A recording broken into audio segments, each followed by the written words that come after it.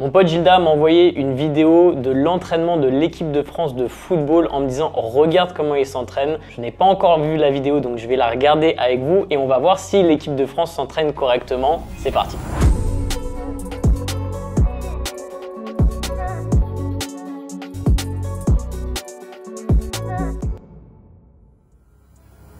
Bonjour à tous, pour ceux qui ne me connaissent pas encore, je m'appelle Nevin et sur cette chaîne, je vous aide à comprendre comment votre corps fonctionne réellement pour vous permettre d'atteindre vos objectifs physiques le plus rapidement possible. Et aujourd'hui, on va regarder ensemble et analyser la vidéo de l'équipe de France qui est arrivée à Clairefontaine en préparation pour leur premier match de l'Euro qui a lieu le 17 juin. Ils sont donc en préparation physique pour leur premier match et pour l'Euro. Regardons ensemble comment ils s'entraînent.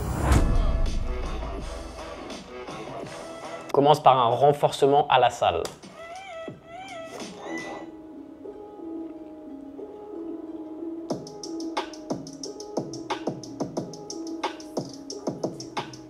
Fier d'être bleu, présenté par Nike.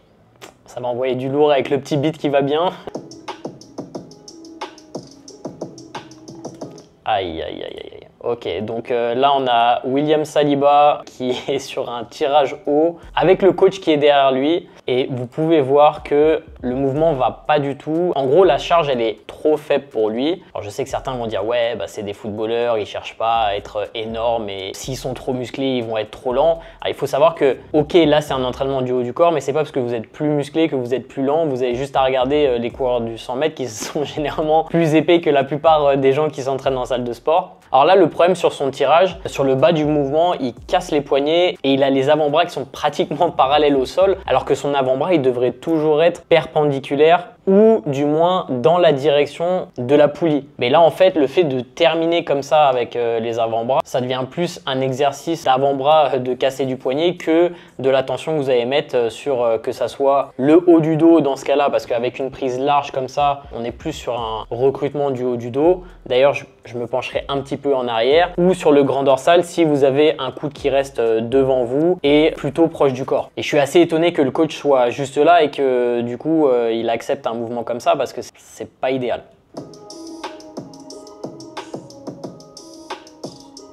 Bon, c'est vraiment une vidéo type entraînement fitness avec le beat, les angles, etc. C'est cool. Ok, donc là on a Coman sur un tirage et c'est exactement la même technique, donc c'est pas juste Saliba, clairement c'est le coach qui leur dit de s'entraîner comme ça et je trouve ça un petit peu désolant quand même parce qu'on parle de l'équipe de France de football qui est sans doute le sport en France où il y a le plus de moyens. On pourrait se dire que les coachs qui les entraînent, qui sont peut-être spécifiques à la musculation, devraient avoir quand même des connaissances nécessaires pour leur faire des mouvements correctement. Là je comprends pas trop.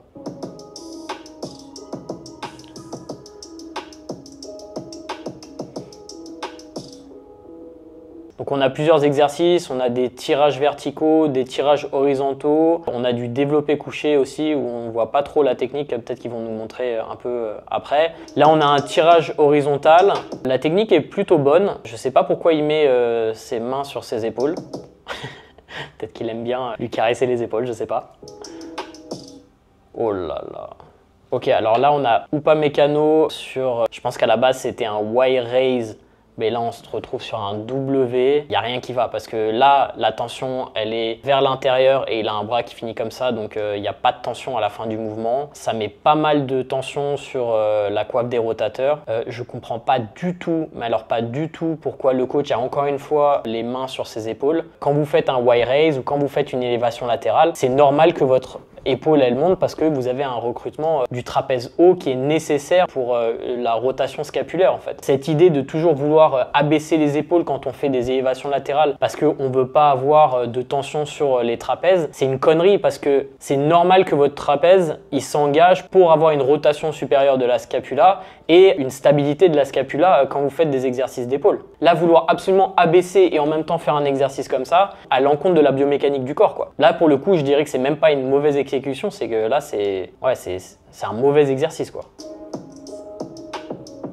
Allez, Mbappé, même tarif, même technique sur le tirage vertical. Ok, alors toute la salle est équipée en Matrix. Bon, c'est sans doute une des marques que j'aime le moins parce que je trouve que c'est pas très bien conçu, c'est pas très résistant. Je pensais qu'à Clairefontaine, ils auraient du meilleur matos, mais du coup, bah, pas forcément. Tous ceux qui s'entraînent à Basic Fit ou à Clairefontaine, c'est du Matrix. Ils ont pris le monopole en France, c'est incroyable. Oh là là, et là Coman, c'est pareil, c'est terrible. Même technique, dégueulasse. Je sais pas encore une fois si c'est une élévation latérale, on devrait être dans le plan scapulaire. Et si c'est un Y-raise, faudrait pas avoir une flexion du coude comme ça. Ouais, je comprends pas. Et ils ont des coachs à côté et ils font des exercices comme ça, c'est terrible. J'aime pas cracher sur ce genre de choses, mais là franchement, c'est un manque de compétences grave à ce niveau élite quoi. Et là, il n'y a pas de justification de « Ah non, mais c'est spécifique football, etc. » Là, il n'y a pas de justification possible. C'est juste pas un mouvement optimal quoi. Ok, on a le fisturam sur le développé couché. Alors c'est pas catastrophique, je trouve que c'est un petit peu haut. J'aurais un petit peu plus d'adduction de l'humérus, donc avec un angle entre 45 et 60 degrés au niveau de l'adduction du coude pour être vraiment plus sur les pecs, avoir plus de force et mettre sans doute un petit peu moins de tension sur les épaules. Là en plus, bah, du coup vu qu'il est assez haut, il est limité dans son amplitude parce que bah, il y a un moment où tu peux pas aller plus loin sinon tu te déboîtes l'épaule en fait d'une certaine manière.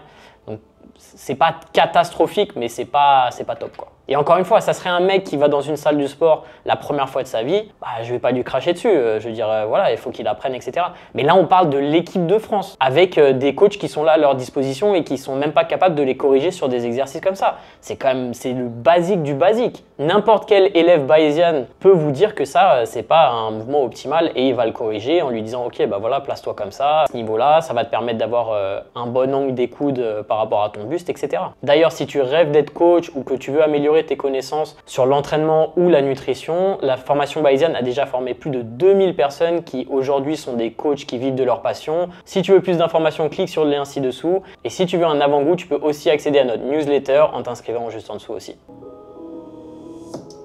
Encore une fois, tirage vertical catastrophique. Mbappé au tirage horizontal, plutôt pas mal.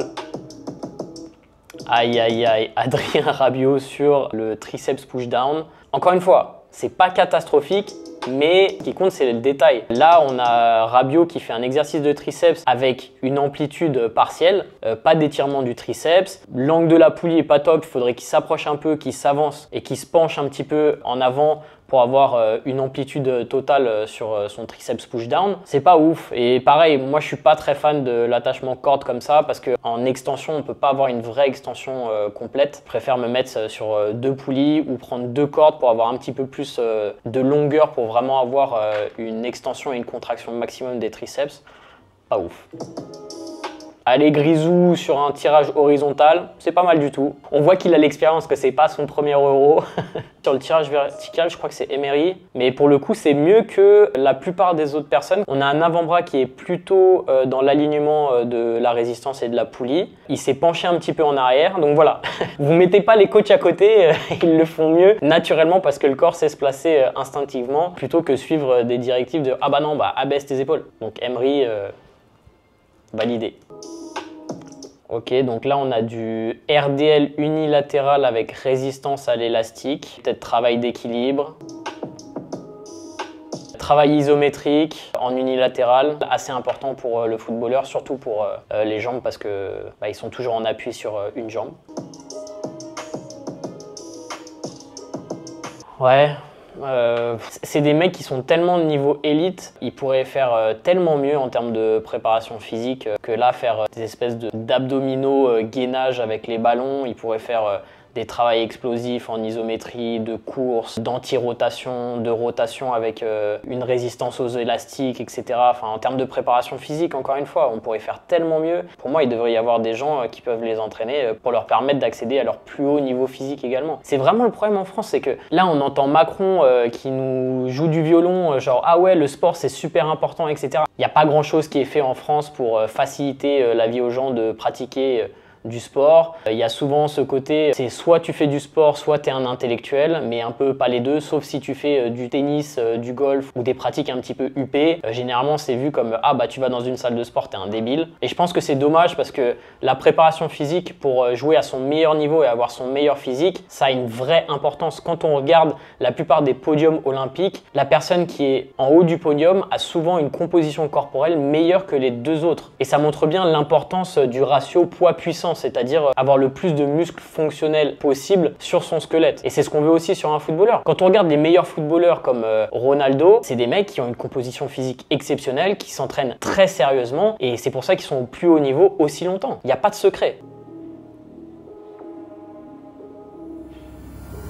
Donc je m'excuse, j'ai été assez négatif sur cette vidéo parce que c'est un sujet qui me passionne et forcément ça m'embête un peu de voir des choses comme ça alors qu'on pourrait faire beaucoup mieux. Je souhaite évidemment bonne chance à l'équipe de France pour cet Euro. J'espère vraiment qu'ils vont le remporter. J'ai aucun doute sur les capacités de l'équipe de France en termes de football, mais c'est vrai que s'ils pouvaient avoir un meilleur entourage en termes de préparation physique, peut-être que ça leur donnerait un avantage physique en plus des connaissances techniques et de leur talent au niveau footballistique. On va regarder rapidement les commentaires sous la vidéo, ça m'intéresse. Ok, allez les bleus à fond. Bon, c'est plutôt très positif. Ah, coach, faut revoir le placement de tes joueurs sur les exercices 1.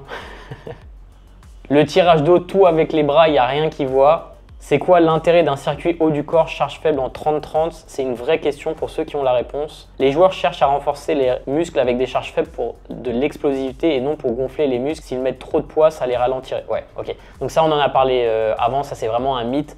C'est pas parce que vous gagnez un petit peu de poids en termes de muscles que vous allez être plus lent ou moins explosif, sans doute le contraire. Bon voilà, j'espère que cette vidéo vous a plu. Dites-moi en commentaire ce que vous en pensez, ça m'intéresse. N'oubliez pas de vous abonner, de lâcher un pouce bleu, d'appuyer sur la cloche de notification et nous on se retrouve dans la prochaine vidéo. Ciao!